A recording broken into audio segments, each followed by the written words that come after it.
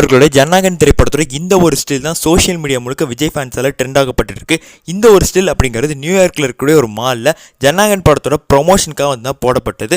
So இதை ஏன் fans trend பண்ணுறாங்க அப்படி தானே கேட்பீங்க. தளபதி கச்சேரி சாங் எல்லாமே கேட்டிருப்பீங்க. ஸோ அந்த ஒரு சாங்கோட எண்டிங்கில் நம்ம அனிருத் அவர்கள் வந்து பார்த்தா விஜயை பார்த்து அண்ணா ஒன் லாஸ்ட் டான்ஸ் சொல்லியிருப்பார். அதுக்கு விஜய் வந்து ஓகேடா அந்த மணிக்கு சொல்லியிருப்பார்ல. ஸோ அந்நேரம் எடுக்கப்பட்ட ஒரு ஸ்டில் தான் அந்த மணிக்கு வந்து தான் ஃபேன்ஸ் எல்லாமே நினச்சிட்டு செம்மையாக ட்ரெண்ட் பண்ணுறாங்க. பார்க்குறதுக்கும் அந்த மணிக்கு தான் இருக்குது. ஸோ எனக்கு இப்போ என்ன தோணுது அப்படின்னா, இந்த ஒரு ஸ்டில்லையே ஃபேன்ஸ் இவ்வளோ எடுத்து கொண்டாடுறாங்களே, அப்போ அந்த ஒரு லாஸ்ட் டான்ஸை எப்படி வந்து கொண்டாட போகிறாங்க, அது தரமான தேட்டர் மெட்டீரியல் இருக்க போகுது அப்படிங்கிறதுல மாற்று கருத்தே இல்லை.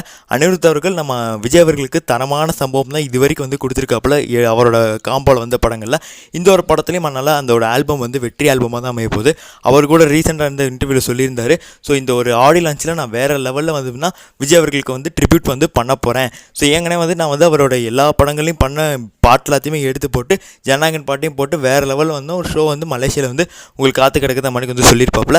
வேறு லெவல் வந்து செதுக்கியிருப்பாப்புல. அனிருத் அவர்களுக்கு இந்த ஒரு படம் கடைசி படம் விஜய் அவர்களுக்குங்கிறது ரொம்ப வருத்தமாக இருக்குது. ஏன்னா அடுத்து அவர் கூட காம்போ பண்ண முடியாது. அவருக்குன்னா அவரோட கோடிக்கணக்கான ரசிகர்களுக்கும் அதே தான். ஸோ அதனால் இந்த ஒரு லாஸ்ட் டான்ஸ் அப்படிங்கிறது வேறு லெவலில் இருக்க போகுது.